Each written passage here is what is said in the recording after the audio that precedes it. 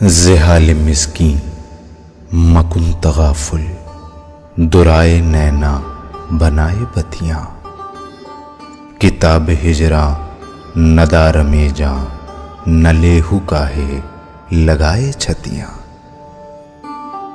شبان ہجراں دراز چو زلف، روز وصلت چو عمر کوتاہ، سکھی پیا کو جو میں نہ دیکھوں تو کیسے کاٹوں اندھیری رتیاں، زحال مسکین مکن تغافل، درائے نینا بنائے بتیاں، کتاب ہجراں ندار میں جاں، نہ لیہو کاہے لگائے چھتیاں، شبان ہجراں دراز چو زلف، روز وصلت چو عمر کوتاہ، سکھی پیا کو جو میں نہ دیکھوں تو کیسے کاٹوں اندھیری رتیاں۔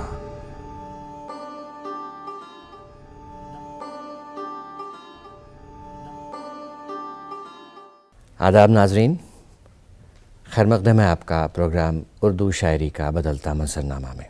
حاضر خدمت ہوں میں محمد مستحسن رضوی۔ ناظرین، آج جس شاعر کے متعلق گفتگو ہوگی وہ ایک اردو ادب کا بڑا نام ہے، ایک ہمہ جہت شخصیت کا مالک مولانا حسرت موہانی، جس کا مشہور شعر اگر کہیں تو یہ کہ ہے مشق سخن جاری، چکی کی مشقت بھی، ایک طرفہ تماشا ہے حسرت کی طبیعت بھی۔ تو جی ہاں حضرات، حسرت موہانی کے متعلق گفتگو کے لیے یہاں اسٹوڈیو میں ہماری مہمان محترمہ ڈاکٹر نجمہ رحمانی صاحبہ، آپ پروفیسر ہیں دلی یونیورسٹی میں۔ بہت بہت خیر مقدم ہے آپ کا نجمہ رحمانی صاحبہ۔ شکریہ۔ تو بات چیت کی شروعات اس سوال کے ساتھ کہ حسرت موہانی کی حالات زندگی پر کچھ روشنی ڈالیے۔ مولانا حسرت موہانی فضل الحق نام تھا ان کا، جس سے بہت کم لوگ واقف ہیں۔ حسرت موہانی کے نام سے لوگ انہیں زیادہ جانتے ہیں۔ اناؤ یو پی کا ایک جگہ ہے، اس میں وہاں ایک چھوٹی بستی ہے موہان، تو حضرت موہانی وہیں پیدا ہوئے تھے، اور خاصا زمیندار گھرانہ تھا، خاصا مذہبی دیندار سنی تھے، سخت سنی روایات کے پابند خاندان میں وہ پیدا ہوئے۔ ننیہال تھی ان کی دراصل وہاں، تو اپنی ننیہال میں وہ پیدا ہوئے۔ جو ان کی والدہ تھیں شہر بانو، وہ عربی اور فارسی بہت اچھی جانتی تھیں۔ تب اس زمانے کی روایت کے مطابق عورتیں نہیں پڑھتی تھیں اتنا، انہیں موقع نہیں ملتا تھا، لیکن ان کے ہاں عورتوں کی تعلیم کا رواج تھا۔ تو ان کی نانی بھی عربی اور فارسی بہت اچھی جانتی تھیں، اور خود شہر بانو جو ان کی والدہ تھیں وہ بھی بہت اچھی زبانیں جانتی تھیں۔ تو ظاہر ہے ماں کی گود تو پہلی تربیت گاہ ہوتی ہے بچے کی۔ تو حسرت موہانی کی جو تربیت ہوئی، تعلیم کا جو معاملہ ہوا، وہ ماں اور نانی کے ساتھ ہوا۔ پھر جو مکتب کی تعلیم تھی، ابتدائی تعلیم پہلے گھروں پہ ہی ہوتی تھی۔ آج کل تو آپ لوگ پری نرسری میں یہاں وہاں بھیجتے ہیں، اس زمانے میں وہ رواج نہیں تھا۔ تو پہلی تربیت جو ابتدائی تعلیم ہوتی تھی، دینی تعلیم ہوتی تھی، وہ یا عربی فارسی کی تعلیم بھی وہ گھر پہ ہوتی تھی۔ تو وہ تعلیم ان کی اسی طرح سے گھر پہ ہوئی۔ میٹرک تک وہ موہان میں ہی رہے۔ اس کے بعد جو آگے کی ان کی تعلیم تھی اس کے لیے علی گڑھ گئے۔ اب یہ دیکھیے کہ اس زمانے میں علی گڑھ جانا مطلب لنڈن جانا، تو بیرسٹری کرنے جا رہے ہیں، اس طرح کا سلسلہ تھا، بہت بڑی بات سمجھی جاتی تھی۔ تو والد ان کے قطعی تیار نہیں تھے اس کے لیے کہ انہیں وہاں بھیجا جائے، لیکن والد صاحب کے کچھ دوست تھے، وہ جانتے تھے کہ حسرت موہانی بہت ذہین آدمی ہے، وہ چاہتے تھے کہ بچہ آگے پڑھے۔ تو ان کے دوستوں نے انہیں منایا حسرت کے لیے، والد صاحب کے دوستوں نے منایا کہ نہیں بچہ پڑھنے جانا چاہتا ہے تو آپ ضرور بھیجیے۔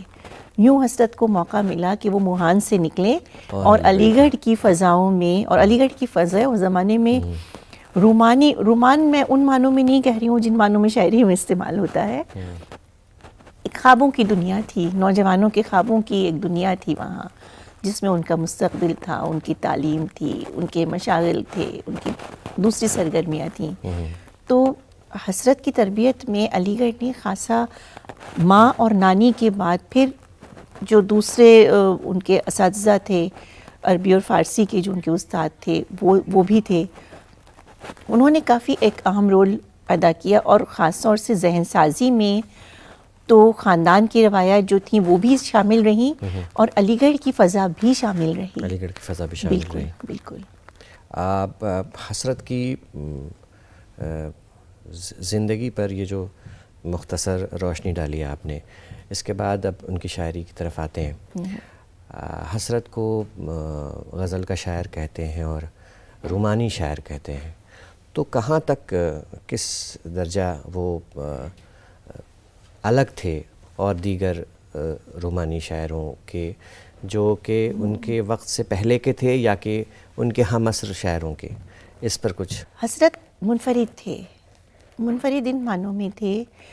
ان سے پہلے دیکھیے، حسرت کا زمانہ 19ویں صدی کے آخر کا زمانہ ہے، تقریباً نصف آخر کا زمانہ ہے، جس میں شاعری میں بہت تبدیلیاں آ چکی تھیں. وہ میر کے زمانے کی شاعری کی نہج بدل چکی تھی. غالب کی شاعری نے جو ایک نیا ذہن، نئی فکر دی تھی. مومن کی شاعری نے، بلکہ میں یہ کہوں کہ مومن اور حسرت کا جو زمانی ایک فاصلہ ہے، اس کے باوجود جو ایک رومانی انداز مومن کے ہاں تھا، حسرت نے اسی کو جلا بخشی. ویکیبلری کافی بدل گئی تھی، لسانیات بدل گئی تھی، کافی چیزیں بدل گئی تھیں، لیکن یہ کہا جاتا ہے حسرت کے لیے کہ انہوں نے محبوب کا زمینی تصور پیش کیا. یہ زمینی تصور مومن کے ہاں بھی ہے. تو پھر مومن اور حسرت الگ الگ کیسے ہوئے؟ دراصل حسرت کے ہاں مڈل کلاس کا ایک تصور ہے عورت کا، جو ان کے آس پاس کی زندگی کی عورت ہے. عشق مجازی ہے، تصوف ان کے ہاں آپ کو کہیں کہیں ڈھونڈے سے مل جائے تو مل جائے، ورنہ تصوف کا کوئی سلسلہ حسرت کے ہاں نہیں ہے. اور اس کی ظاہر ہے، اس کی وجہ یہ ہے کہ تصوف کا دور ختم ہو چکا. حسرت جس زمانے میں بالغ ہوئے ہیں وہ ہندوستان میں تحریک آزادی کا دور ہے، تھا، اور اس پہ ہم بعد میں آئیں گے کہ ان کا وہ اس پہلو پہ ہم بعد میں آئیں گے. تو ظاہر ہے وہاں تصوف کے لیے جگہ نہیں تھی، زندگی کی سچائیاں سامنے تھیں. پھر حسرت کی اپنی طبیعت میں بہت سادگی تھی، سچائی میں بہت یقین رکھتے تھے. تو رومانیت اور سچائی، ان دو چیزوں نے مل کے حسرت کی شاعری کو ایک نیا رنگ دیا. اب دیکھیں گے بہت سامنے کی چیزیں، بہت مشہور غزل ہے، چپکے چپکے رات دن آنسو بہانا یاد ہے، ہم کو اب تک عاشقی کا وہ زمانہ یاد ہے. تو اب پوری غزل کا آپ رنگ دیکھیے، کھینچ لینا وہ میرا پردے کا کونا دفتن، یہ سارے، یا جو دوپہر کا اس ایک اور شعر ہے اس میں، وہ تیرا کوٹھے پہ ننگے پاؤں آنا یاد ہے. تو تفصیلات، یہ جو تفصیلات اور لفظیات ہیں، یہ کسی خیالی دنیا کی نہیں ہے. اس رومانیت میں ایک جیتی جاگتی عورت ہے جو کچھ پردے دار بھی ہے، کچھ شوخ بھی ہے، کچھ گھریلو بھی ہے. اور وہ حسرت کہتے بھی ہیں کہ میں سچائی میں یقین رکھتا ہوں. تو شاعری کو سچا ہونا چاہیے، اس میں مبالغے کی گنجائش نہیں ہے. تو وہ مبالغہ یا غلو جو کلاسیکی شاعری کی شان سمجھی جاتی تھی، ایک صفت سمجھی جاتی تھی. ثنائی لفظی میں ہم پڑھتے ہیں کہ مبالغہ ہے شاعری میں. حسرت نے اس سے انحراف کیا، اور چیزیں زمینی چیزیں، حقیقتوں پر بات ہونے لگی، زمینی حقیقتوں اور زمینی رومان پہ کہنا چاہیے کہ زمینی رومان پہ بات کی. تو یہ حسرت کی شاعری کا ایک بڑا، بلکہ میں آپ کو کچھ بہت اچھے شعر سنانا چاہوں گی جو وہ ہیں. گھر سے ہر وقت نکل آتے ہو کھولے ہوئے بال، شام دیکھو میری جان نہ سویرا دیکھو. اب کتنا خوبصورت شعر ہے. آپ کے سامنے ایک تصور آ رہا ہے کہ کوئی خاتون ہے جو نہا دھو کے بال کھول کے سامنے آ گئی ہیں، اور اور سند بھی بہت اچھی ہے کہ بال اور چہرے کی رنگت کو صبح اور شام سے آپ نے تشبیہ دے دی ہے جی، اور بات بھی کہہ دی، اور بہت سامنے کی بات، کوئی مبالغہ نہیں ہے، کسی طرح کی کوئی چیز نہیں ہے. یا ایک اور شعر بہت سامنے کا ہے، نہ تیرے حسن کی مثال ملی نہ مجھے شوق ناتواں ملا. سیدھا سیدھا سیدھا سیدھا سا معاملہ ہے، اور اس طرح کے شعر حسرت کے ہاں بہت ہیں. تو یہ انفرادیت ہے ان کی. اب جو کلاسیکی شاعری سے ایک الگ معاملہ ہے، اپنے ہمعصروں میں کیسے مختلف ہیں. جی جی، ماحول تو سب کو ایک ہی مل رہا ہے. ہم 4 بڑے ناموں کا ذکر کرتے ہیں حسرت کا جب ذکر کرتے ہیں. جگر، جو 4 بڑے نام پہلے کہتے تھے ہم عناصر اربع، ابھی وہ ٹرم متروک ہو گئی ہے. حسرت، جگر، فانی اور اصغر، ان چاروں کا الگ الگ رنگ تھا. فانی کی زندگی، فانی نے موت کے تصور کو زندگی کے ساتھ اس طرح رکھ کے پیش کیا کہ موت ایک پازیٹیو، ایک مثبت حیثیت سے ہمارے سامنے آئی. پوری ان کی شاعری موت سے متعلق ہے بیشتر حصہ. اصغر نے تصوف کو ایک نیا پیرہن دیا، ایک نیا پیکٹ دیا. جگر کے ہاں وارفتگی اور والہانہ پن تھا. یہ وارفتگی، یہ والہانہ پن حسرت کے ہاں نہیں ہے. لیکن حسرت کے ہاں جو روزمرہ حالات ہے، زندگی ہے، جگر کے ہاں رومانیت ہے، لیکن اس رومانیت میں محبوب کا پیکر نظر نہیں آتا زیادہ، وہ اپنے آپ میں گم ہے. حسرت کے ہاں محبوب کا پیکر سامنے ہے، آمنے سامنے 2 لوگوں کے بیچ کی چھیڑ چھاڑ ہے، شکایتیں ہیں، گلے ہیں، معاملہ بندی ہے، یہ تمام چیزیں. تو یہ ایک منفرد انداز ہے ان کے ہمعصروں میں ان کا، جو ان کو الگ کرتا ہے حسرت سے، جگر سے، فانی سے، اصغر سے، ان تمام لوگوں سے. اب جنگ آزادی میں بڑھ چڑھ کے حصہ لیا حسرت موہانی نے، اور ایک بڑے مجاہد آزادی ہم کہتے ہیں ان کو، اور جیل گئے، صعوبتیں جھیلیں، اور کہتے ہیں کہ وہ چکی کی مشقت والی بات جو آتی ہے. تو سیاسی رنگ ان کی شاعری میں کہیں دکھائی دیتا ہے. سیاست کا ذکر کیا اور شاعری کا ذکر کیا. ایک عجیب بات یہ ہے کہ حسرت کے ہاں شاعری میں سیاست یوں ہی سی کہیں کہیں ہے، حالانکہ ان کی اپنی ذاتی زندگی علی گڑھ کے زمانے سے، یعنی 1903 سے آخر تک وہ فعال سیاست میں تھے. ایک بہت ہی سرگرم رکن رہے وہ مختلف سیاسی پارٹیوں کے، جو اپنے اپنے طور پہ تحریک آزادی میں سرگرم تھیں. اور اس طرح رہے کہ انہوں نے کسی بھی پارٹی کے، اس وقت تو 3-4 پارٹیز تھیں، ایک کے بعد ایک انہوں نے سب میں شامل ہوئے، اور اپنے ذاتی خیالات اور ذاتی اختلافات کی بنیاد پہ ایک فرمنس تھی، ایک خیالات میں ان کی ایک سختی تھی، اور وہ اپنی بات منوانا چاہتے تھے، جو کئی بار پوری نہیں ہوتی تھی. تو ایک کے بعد ایک وہ مختلف سیاسی پارٹیوں میں گئے. آخر میں ترقی پسند ہوئے 1925 میں، جب کمیونسٹ پارٹی شروع ہوئی، اس سے بھی وابستہ رہے، پھر اس سے بھی تھوڑا سا چھٹکے آخر عمر میں آ کے، اور مذہبی اس قدر تھے. مزیدار بات یہ ہے کہ تمام نظریات سے وابستگی رہی اپنی شرطوں پہ. ایک دم سے آنکھ بند کر کے انہوں نے کسی بھی پارٹی کے احکامات کو، نظریات کو قبول نہیں کیا. اور ہاں، معتقد تھے بال گنگاہدر تلک کے. تلک کو بہت مانتے تھے وہ. اور آپ کو یہ جان کے حیرت ہوگی کہ 1857 کے بعد جو پہلی گرفتاری جدوجہد آزادی کے سلسلے میں ہوئی، وہ تلک کی ہوئی، اور دوسری گرفتاری دوسرے شخص حسرت موہانی تھے.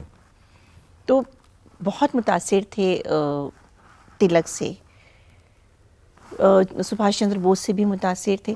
میں نے کہا نا، وہ الگ الگ وجہوں سے، الگ الگ لوگوں سے اور الگ الگ پارٹی سے متاثر تھے، لیکن وہ جو بنیادی تربیت دینداری کی تھی، اس تربیت کو انہوں نے، اور اس دینداری میں وہ دینداری سخت نہیں تھی، پردے کے مخالف تھے.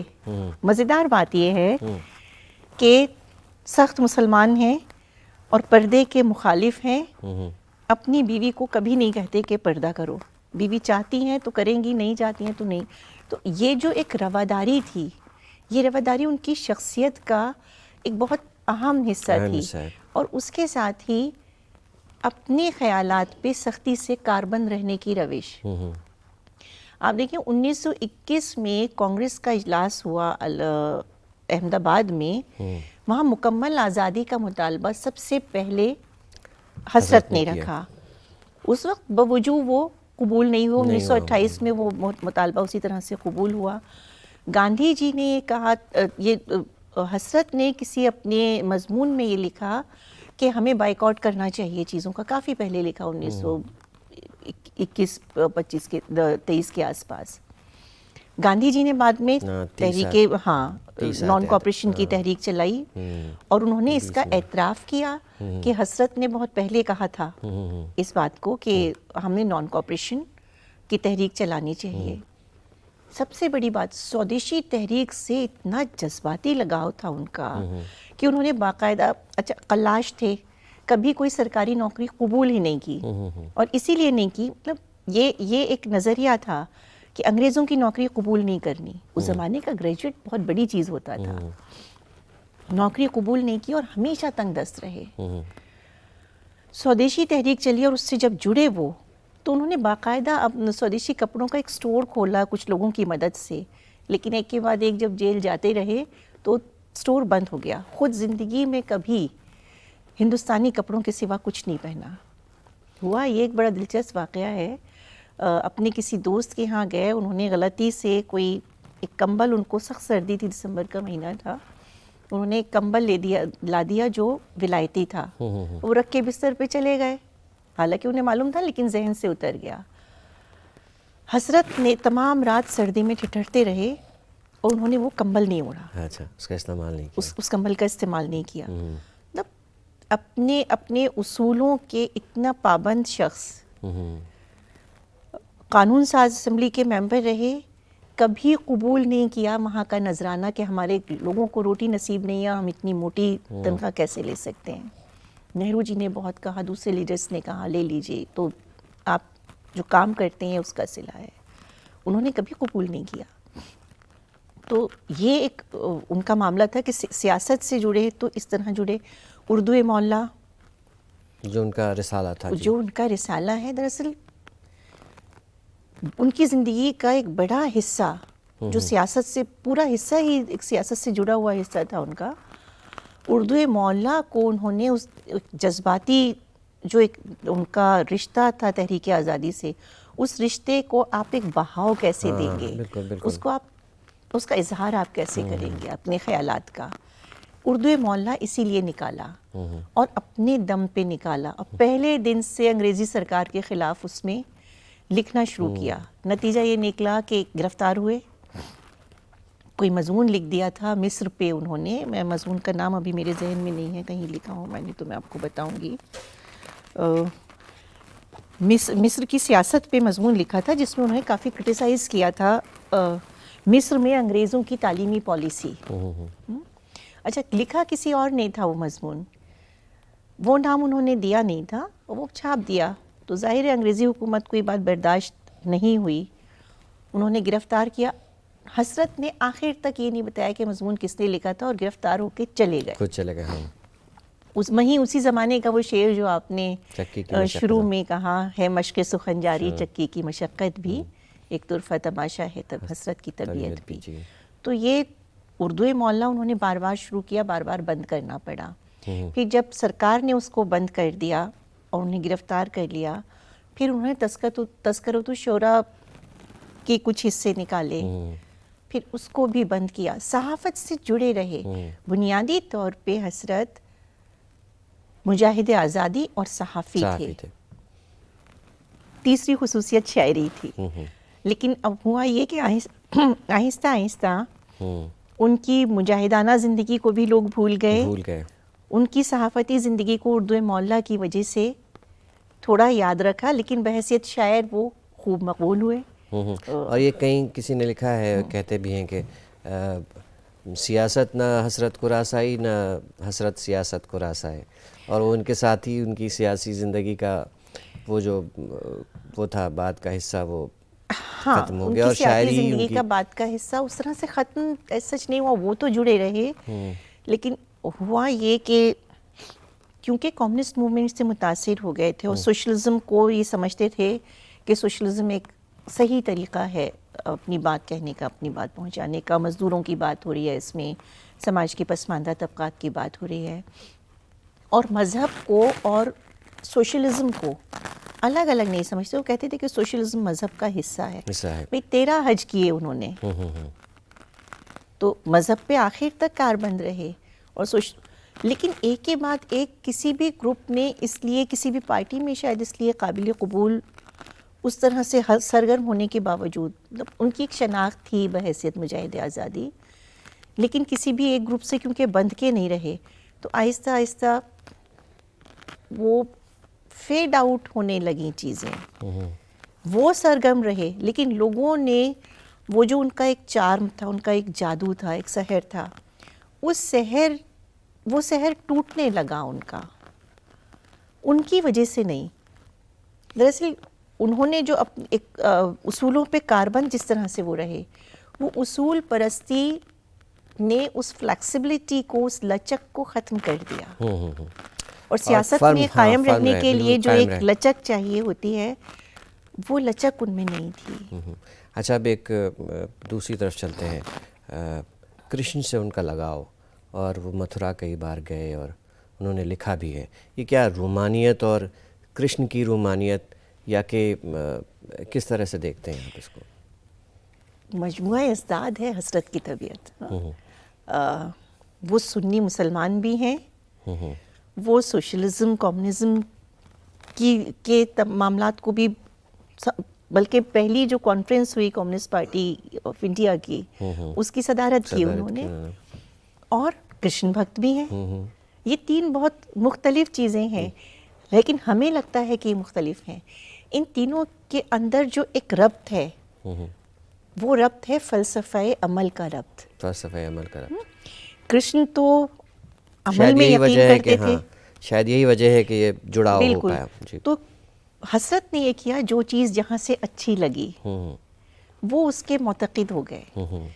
کرشن بھکتی کے معاملے میں 2 چیزوں نے انہیں متاثر کیا. ایک تو جو میں نے آپ کو کہا فلسفہ عمل کرشن کا، انہوں نے تو عمل کی تعلیم دی. بالکل جی. دوسری کرشن کی رومانیت جو حسرت کے ہاں بھی ہے. یہ دونوں چیزیں حسرت کو کرشن کے قریب لے کے جاتی ہیں، اور کرشن کو سے پیار کرنے پہ، کرشن کو سمجھنے پہ، ان سے عقیدت پہ انہیں آمادہ کرتی ہیں. یہ بنیادی چیزیں ہیں. اسی لیے حسرت کو بہت لوگ کرشن بھکت کی حیثیت سے جانتے ہیں، اور بار بار جاتے تھے متھرا اس عقیدت میں، اس چاہت میں. 13 حج کیے، متھرا جاتے تھے، کرشن سے عقیدت تھی. کمیونسٹ پارٹی کو بھی کے نظریات کو بھی مانتے تھے. ہاں، ایک طرف سے رومانیت بھی تھی، ایک طرف سے سیاست بھی تھی، انگریزوں کی مخالفت بھی تھی. یہ بڑا ٹکراؤ، اور مذہبی رواداری بھی تھی. مذہبی رواداری بھی تھی، اور مذہبیت بھی تھی. جی جی. تو ان کی حسرت موہانی کی تربیت، ان کی ان کا خاندانی پس منظر، یا کہ اس زمانے کا عصری جو وہ تھا، کیا کہتے ہیں، حالات، چاہے سیاسی ہوں چاہے اقتصادی ہوں، ان کا اثر، یا کہ کہتے ہیں کہ انہوں نے اس سے کچھ ٹکراؤ تھا، وہ الگ تھا. کس حد تک ان کی شاعری میں وہ یہ ہوا؟ ٹکراؤ نہیں ہے. جو میں نے اس سے پہلے والے سوال میں آپ سے کہا کہ ایک اندرونی ربط ہے. رومانیت کو اگر آپ ایک بڑے افق پہ دیکھیں گے تو رومانیت دراصل خواب ہیں. حسرت کے ہاں یہ خواب سیاست میں بھی ہے، مکمل آزادی کا خواب. یہ خواب عشق میں بھی ہے. تو ٹکراؤ آپ کو دکھائی دے رہا ہے، لیکن اس ٹکراؤ کی کہ یہ جو ایک زیریں لہر، ایک ربط ہے، وہ اس رومانیت کا ہی حصہ ہے. وہ رومانیت کا ہی حصہ ہے. تو بہت چلتے چلتے، میرا خیال ہے مستحسن صاحب کے پروگرام بھی آپ کا ختم ہونے والا ہے، میں چلتے چلتے ایک نام اس میں جوڑنا چاہتی ہوں، حسرت کی زندگی بیگم حسرت کے بغیر نامکمل ہے. اچھا. ایک ہمیں اس چیز کو سمجھنا پڑے گا کہ حسرت کی جو بیگم تھی نشاط النساء وہ خود بھی فعال سرگرم مجاہد آزادی تھیں. اچھا. آل انڈیا ویمنز ایسوسیشن کے لوگ جب عورتیں ملنے گئیں، سروجنی نائیڈو وغیرہ ان کے ڈیلیگیشن کے ساتھ گئیں وہ. پھر حسرت جب تک جیل میں رہے ان کے مقدموں کی پیروی وہ کرتی تھیں، ان کے ساتھ پریس وہ چلاتی تھیں، ان کی تحریکات کو آگے بڑھانے میں ان کے جیل کے زمانے میں وہ عورتوں کے جو مجاہد آزادی خواتین تھیں ان کے ساتھ شانہ بشانہ چلتی تھیں. تو یہ ایک بہت بڑا کنٹریبیوشن ان کی بیگم کا، ایک بہت بڑا حصہ ان کی زندگی میں ہے جس کا اعتراف حسرت نے بھی بار بار کیا اور ان کے ساتھیوں نے بھی کیا. تو اردو ادب کی کا یہ دور جو تھا جب حسرت موہانی اپنے اشعار کہہ رہے تھے، اردو ادب کو کتنا کچھ کنٹریبیوشن یا کہ ایک نئی جہت، ایک نئی سمت لے گئی ان کی شاعری؟ دیکھیے ہر شاعر کی اپنی ایک انفرادیت ہوتی ہے. کوئی ایک شاعر کسی سمت میں شاعری کو لے جا نہیں پاتا ہے، لیکن اس کا اپنا ایک کنٹریبیوشن ہوتا ہے. جی نا؟ وہی. تو حسرت نے اردو غزل کو ایک ایسا زمینی عشق دیا جو آپ کی اور میری رسائی میں ہے، جو آپ کی اور میری تجربوں میں ہے، جو آپ کے اور میرے ذہن میں ہے. انہوں نے شاعری کو عام سماج سے جوڑا ہے، عام معاشرے سے جوڑا ہے، عام نوجوان دل سے جوڑا ہے. یہ ایک بنیادی چیز حسرت کی شاعری کی ہے. بہت بہت شکریہ محترمہ نجمہ رحمانی صاحبہ، آپ ہمارے اسٹوڈیو میں آئیں اور اتنی دلچسپ رہی یہ گفتگو اور اتنی معلوماتی رہی. اور ہم نے ناظرین حسرت موہانی پر جو گفتگو کی اس میں ان کی شاعری کے مختلف رنگ دیکھے، ان کی رومانیت کا طرز دیکھا جو کہ اور لوگوں سے اور دوسرے شعراء اکرام سے ان کے دور کے، ان سے پہلے کے، ان سے کس قدر الگ تھا اور کس درجہ اس نے ایک نئی روش، ایک نئی سوچ پیدا کی. اس کے ساتھ ہی مجھے مستحسن رضوی کو اور اردو شاعری کا بدلتا منظرنامہ کی ٹیم کو دیجیے اجازت. خدا حافظ.